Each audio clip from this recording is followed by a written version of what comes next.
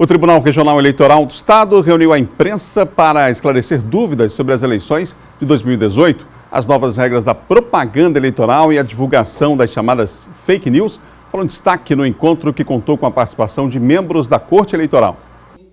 De olho nas eleições do mês de outubro, o TRE Maranhão promoveu um encontro com profissionais da imprensa, como forma de tirar dúvidas e possibilitar que os comunicadores possam levar ao público a informação mais correta e dentro da legislação.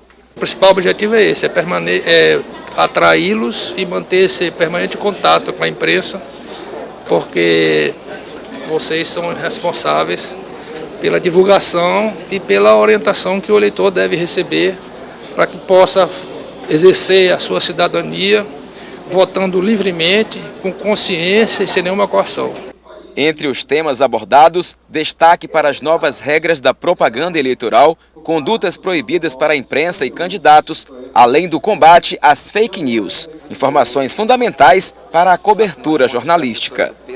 O Sistema Difusora de Comunicação vem fazendo uma ampla cobertura política e sobre o processo eleitoral e também participou do encontro com vários profissionais.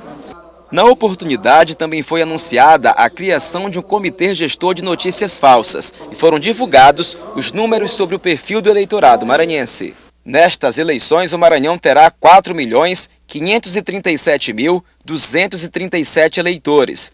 Dos 217 municípios, 92 já vão ter votação com processo biométrico, 72 ainda não têm biometria e 53 terão os dois sistemas. Isso representa um total de 74,51% de biometria em todo o estado.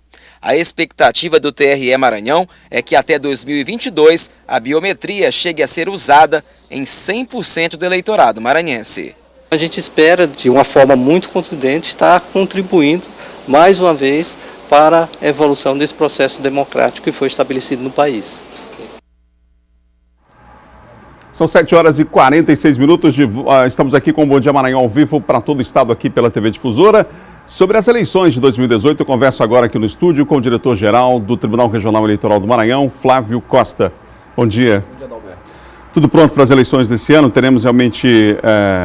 o senhor falava ontem, durante esse encontro, esse diálogo com a imprensa, de que o Brasil vai perceber mais uma vez que o Maranhão sabe conduzir uma boa eleição, né? Está tudo certo, tudo pronto. A gente sabe que as eleições acontecem dentro de um período específico, mas o trabalho no tribunal não, é constante, né?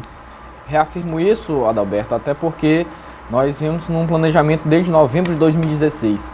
Então, a gente vem todos os detalhes pensando. E, em especial nessas eleições de 2018, porque o Brasil vive um momento diferente. Nós vivemos um momento de crise política, crise institucional, crise jurídicas, e eu acho que o poder judiciário ainda é o poder que está passando uma resposta ao povo. Então, nessa situação, a Justiça Eleitoral do Maranhão, e aí eu posso falar pela Justiça Eleitoral do Maranhão, em nome do desembargador Ricardo, que estamos preparados para conduzir uma eleição com todos os detalhes, com todas as inovações, e reafirmo, estamos prontos para uma eleição já esse ano. Um outro destaque da eleição desse ano é a formação desse comitê para combater, em especial, a questão da fake news. E é um comitê, diga-se de passagem, que reúne diversas entidades, entre elas a própria Superintendência da Polícia Federal aqui no estado, a Polícia Civil, enfim. Eu queria que você falasse sobre esse trabalho, que é uma inovação, inclusive, aqui no estado para essas eleições. É uma inovação porque só existe um comitê a nível nacional, do TSE, e é um comitê administrativo consultivo. Então, nós hoje formamos esse comitê, presidido pelo desembargador Ricardo Ailib, também com a presença do vice-presidente corregedor desembargador Tairone, nesse momento, que está substituindo o desembargador Cleones, e por mim.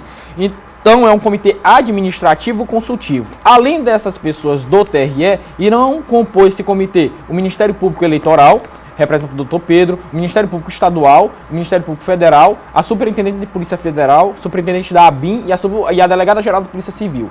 Nessas situações, percebam que não é um comitê jurisdicional, é um comitê administrativo consultivo. Nós vamos fazer toda a questão da inteligência, analisar se é fake news ou não, até como eu disse ontem no encontro com a imprensa, tudo hoje se fala que é fake news. E nem sempre é fake news, às vezes é só uma propaganda negativa, uma propaganda positiva. E como é o termo da moda, isso veio das eleições norte-americanas, desde a eleição do Donald Trump, então o pessoal fica falando fake news. A notícia que não agrada aquela pessoa é fake news. E nem sempre é assim. Então temos que ter uma noção, temos que ver se a notícia realmente é falsa, se quem prolatou a notícia é falsa, se quem reproduziu ou fez aquele intermédio de repassar a notícia tem conhecimento se é falso. Então esse é o papel do comitê, subsidiar tanto a comissão de juízes auxiliares como o pleno do TRE, averiguando se a notícia é falsa ou não. E subsidiando isso, a gente está subsidiando a população, porque a população espera uma resposta. Porque o que eu digo, o que é mais precioso durante um período eleitoral é o tempo. Não é uma multa, não é nada, é o tempo. Então a gente vem preparado para dar essa resposta do tempo para os candidatos e para os cidadãos. Uma outra novidade dessa eleição é a figura do pré-candidato, não é? A legislação já estabelece, inclusive, o que pode e o que não pode no período que antecede as convenções. Qual é a avaliação do tribunal em relação a esse período aqui no Maranhão? Foi tranquilo até agora? A gente percebeu algumas multas relacionadas à propaganda fora do tempo determinado pela legislação, mas você imagina que foi um período para uma, digamos assim, para uma novidade também dessa legislação, que foi a pré-candidatura. Foi tranquilo aqui no Estado? Adalberto, eu não gosto muito desse termo pré-candidato, porque conforme a legislação, pré-candidato só existe após as convenções partidárias. No momento que ele é escolhido em convenção e irá fazer o pedido de recandidatura à Justiça Eleitoral, ele é pré-candidato.